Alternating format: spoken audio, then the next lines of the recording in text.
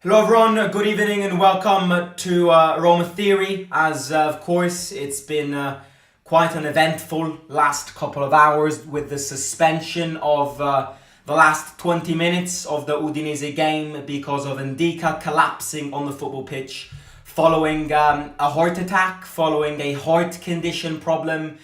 And we spoke about this towards the end of the live watch along, but I want to just share latest updates because of course we're a family, of course we are a community, and I truly believe that these are the moments to test the power of a community. I truly believe that these moments like this is where we just need to group all together in the name of Evan and Dika and pray and just you know wish for the best. We've got a few updates to go through. There are a few things that I do want to say before, however, before getting into the updates and what is happening around in Dika right now. I would love to say a few things. The number one thing that I would love to say is shout out to Roma, to us fans, the traveling fans to Udine. But I also think the team and De Rossi need a massive shout out. Now, one of the latest updates is that the team has specifically asked not to go back to Rome tonight, and they specifically all asked to use the bus, the team bus, to go to the hospital and check up with Evan and Dika. I think it's these little details which make up a wholesome group. I think it's these little details which show you how much of a family this group is, us with the fans and everybody. And I think it's truly a moment to remember, because a lot of people might go, oh well, what do you expect them to do? These players have been out for the past 3 days. These players did not go back to Rome after the Milan game. They stayed in Milan. They trained in Monza.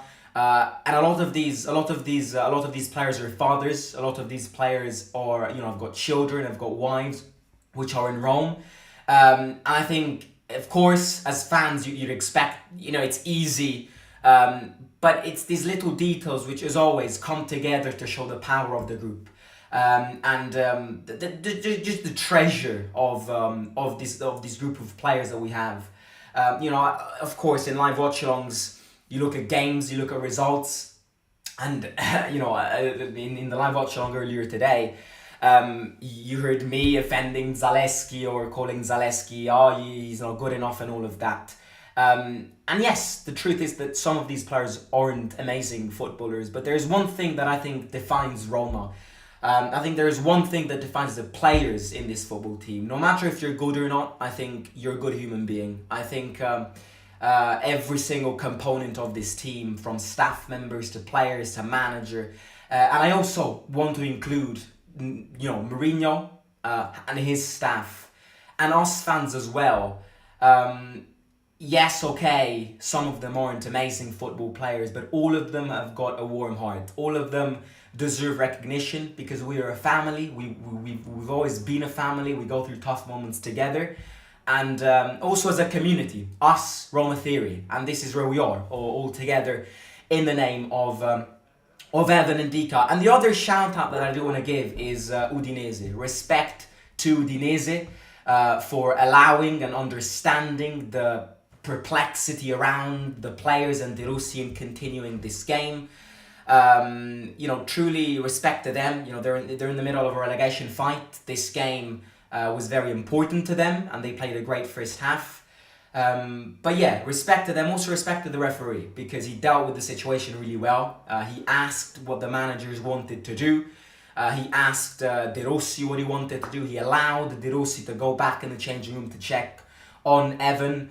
And then the last thing is Evan. You're strong, mate. You're probably one of the strongest football players in this team, and that's what has always characterized you over the course of these last few months, over the last few games. You're always a tough guy, and I'm sure, without a single doubt, that Evan is going to get out of this. I am convinced about this, because I know how much Evan cares about Roma. I know how much Evan has got this fighting spirit towards us, defending the Roman badge.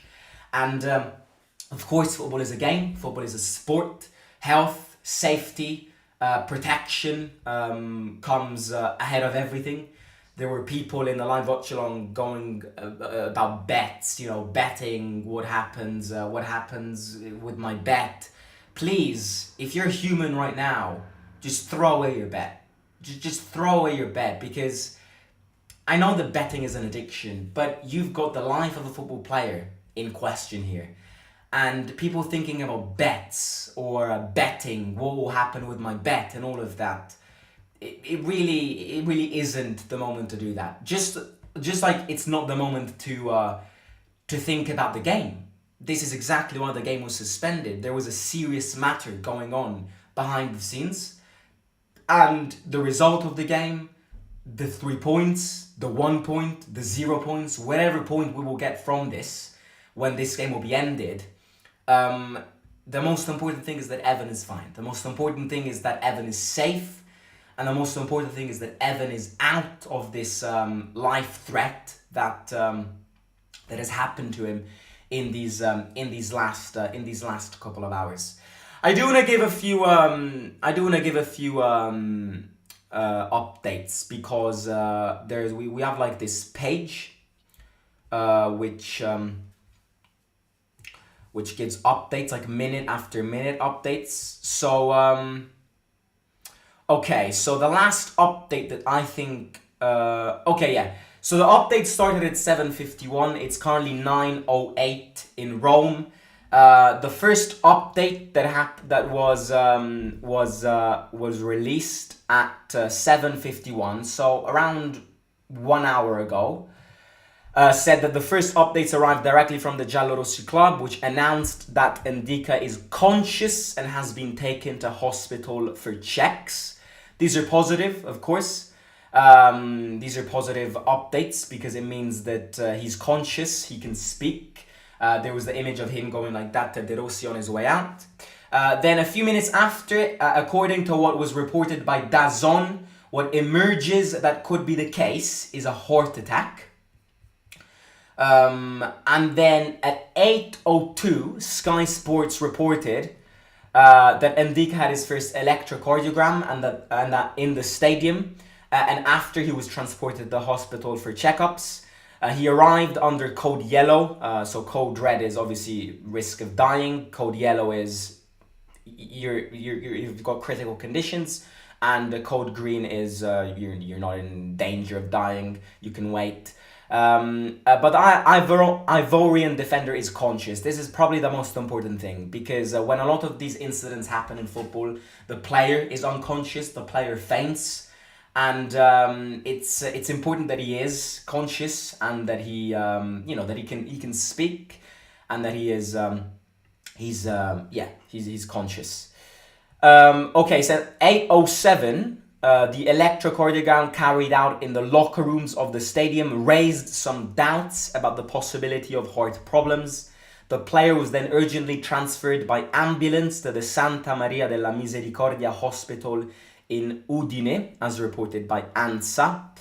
And then Roma released their social media statement, and they said this. The official statement that Roma released: following Evan Ndika's illness on the pitch, Udinese Roma was suspended. The player is conscious and was transported for hospital for checkups. Come on, Evan, we're all with you. And then at 8:14 there was another important update.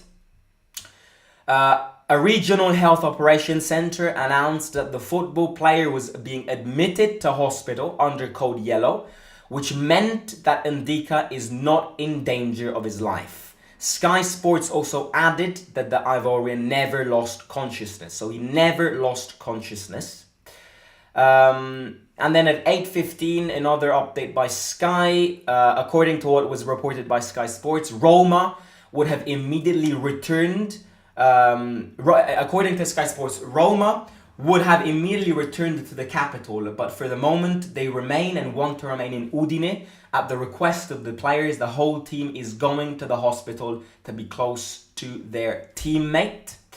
And then at 8:35 the team started heading for the hospital, and then at 8:36, which is 40 minutes ago, as Sky Sports reports, Evan Ndika is carrying out investigations not only from a cardiological point of view. There's also possible trauma to be verified due to some strong impacts suffered during the match. In particular, a contact between him and Luca at minute 38 and two others at minute 67 and minute 70, and then the game got suspended around the 71st minute. At 8:40, the bus left the stadium to direct themselves to the hospital, and 20 minutes later the team arrived at the Santa Maria della Misericordia hospital in Udine to be close to Ndika. That's the last update. So Ndika is following investigations. Ndika is conscious. Those are the most important things. The team is with him, which is also very important and shows strong sense of dedication and group.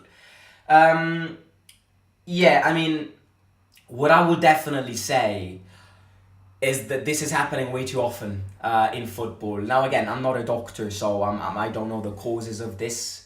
But what I do know and what I can tell is that this is happening way too often in football. It's not the first time that this has happened in recent times. This happened with Eriksen during the Euros. This happened... a lot of players actually died with this.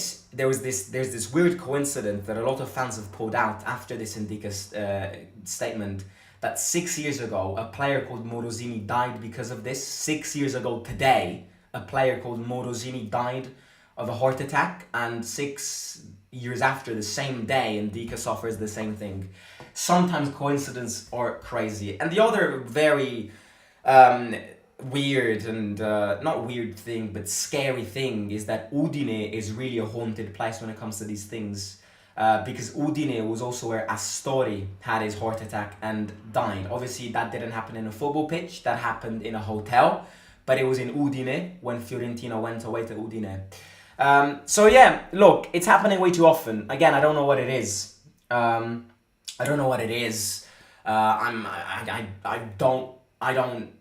not a doctor, quindi this is not a medical update. This is just a team update. This is what the media says. One thing that I will say, I feel like I can add, is that this constant, not constant, but it happens very often. And I think this needs to ring a message to UEFA. I think this needs to ring a bell inside UEFA and go, maybe ask themselves a few questions. These players are playing far too many games, and the problem here is that the situation is not going to change. The situation is only going to worsen. You look at the new format of the Champions League. Football needs to stop becoming a business. And I know it's impossible. It's an impossible task. But these players are being required to play far too many games. Now, is this a cause of this? I don't know. I will never know, because I'm not a doctor. I'm 18 years old and I've got no plans of studying medicine when I grow up. But, I can tell from a point of view that even if it's not related to this, fatigue is something to consider. Players are being asked to play far too many games. International breaks,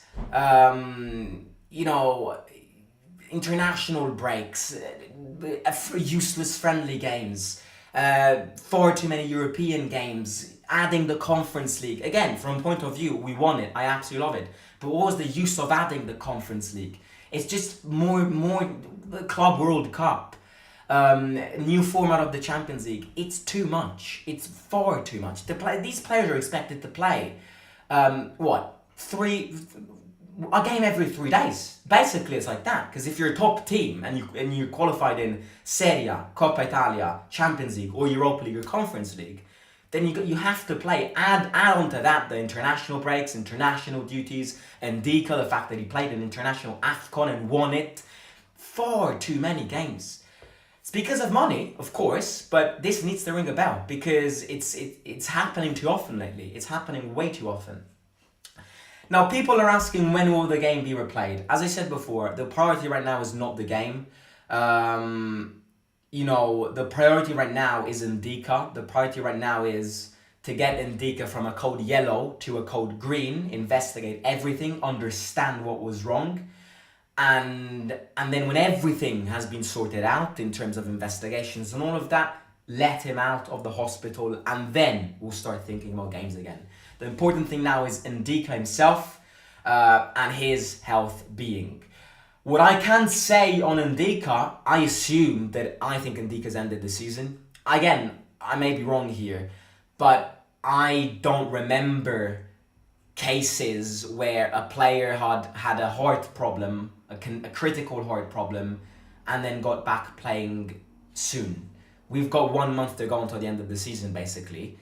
I don't think Ndika will be playing the rest of the season. I think the priority for Ndika right now is being well, of course, and preparing for next season, and just understanding what the problem was and understanding where the anomalies were. Again, I may be wrong. I really may be wrong. I'm speaking as a fan point of view, but I don't. I know maybe Eriksen was a bit more dangerous than this. It was a bit more threatening than this. But Eriksen got back playing 1 year after. Again, I'm not comparing Eriksen and this one because I think Eriksen was a bit more serious. But I know you look at the Luton player that collapsed a few months ago. I'm not even sure if he's back playing. I think after these events, time is key, and I don't think Ndika will get back playing in this end part of the season, which is a shame, of course, because Evan is a great player and was performing really well lately. But of course, health comes first. In terms of when the game will get played, I know a lot of people are asking this. But in terms of when the game is gonna get back playing, I think.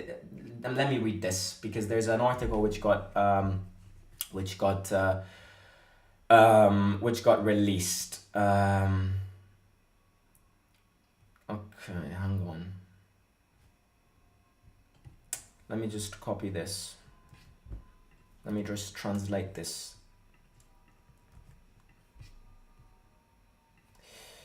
Okay, so this is what they say in terms of the date of the game, which again is not the priority, but let's see what the suggestions are.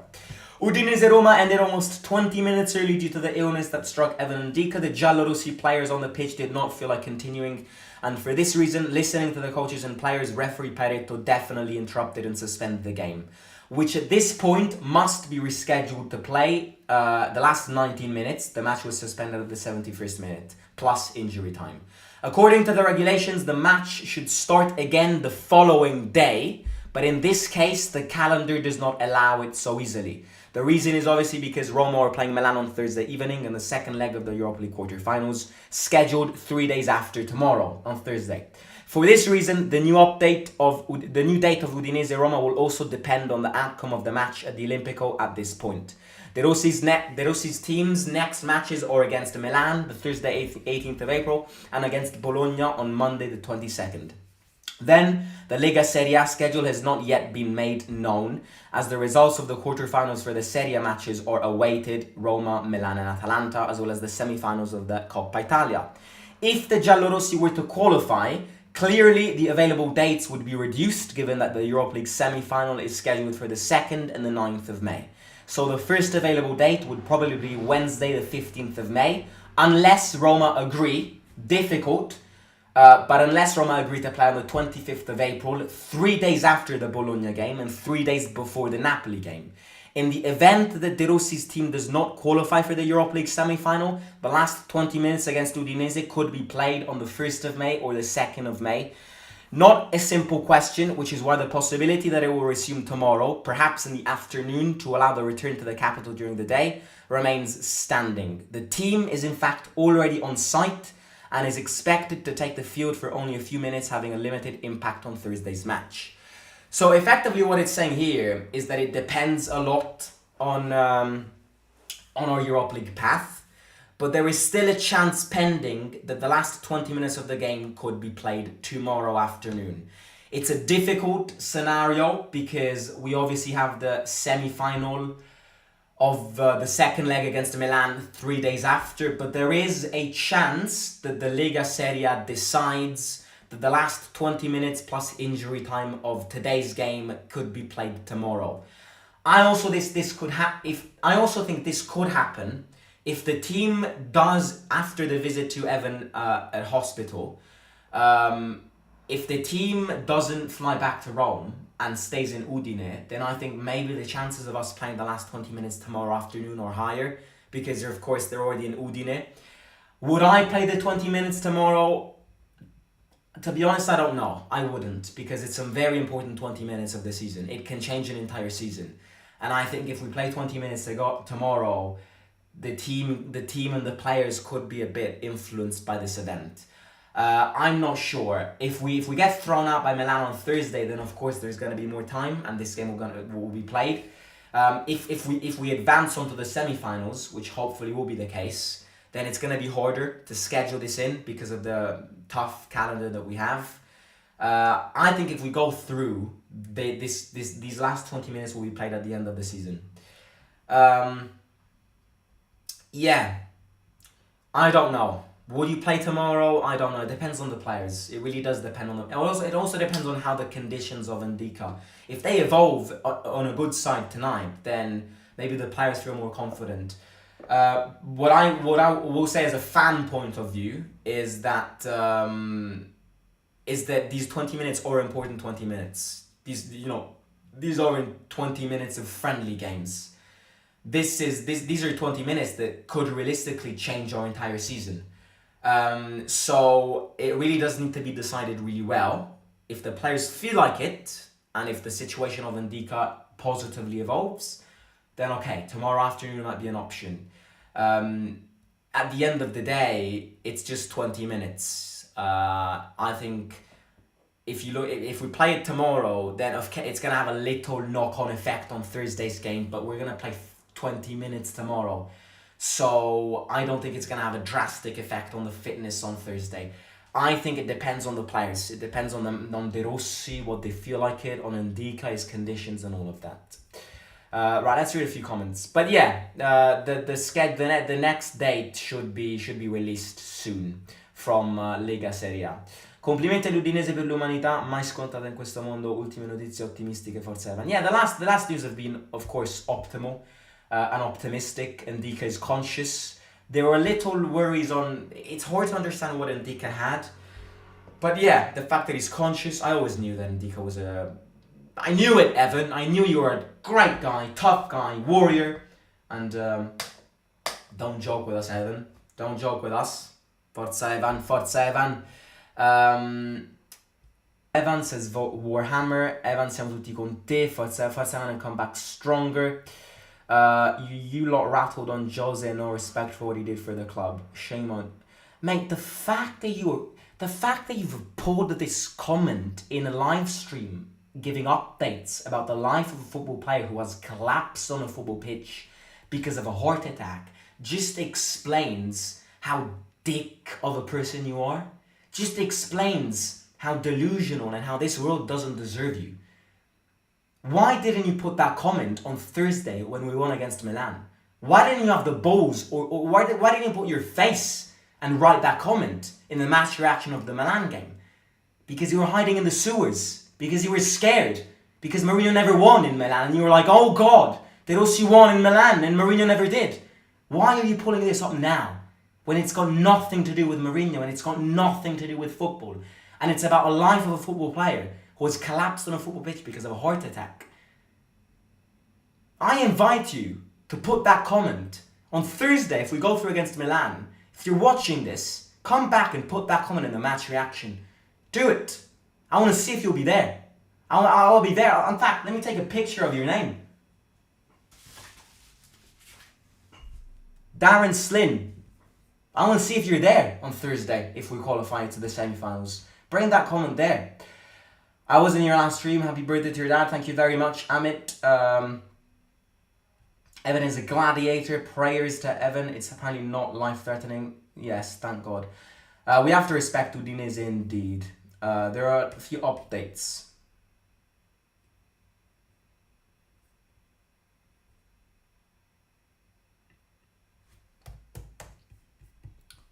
Let's see if there are any more updates.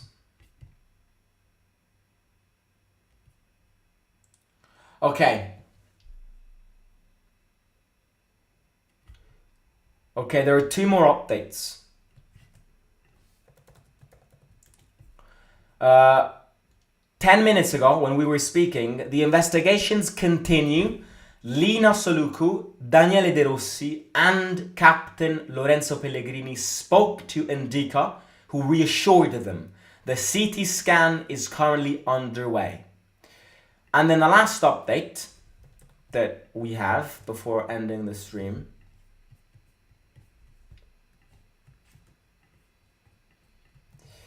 As reported by Sky Sports, the tests carried out have ruled out that it was a heart attack. In the meantime, the team has decided to return to Rome.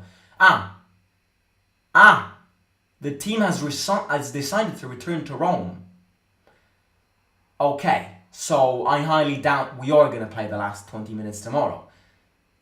Because, what, are we going to go back to Rome and then fly back there? No, then it means that we won't play the 20 minutes tomorrow. But that's really good. The fact that a heart attack has been ruled out is good. Is definitely good. Happy birthday to your dad. Thank you very much. Thanks. Right, I'm gonna end it here. Talk to you soon. Forza Evan. Non mollare Evan. Non fare scherzi Evan. And I'll talk to you very, very soon. Hit the like, subscribe, and Simo out.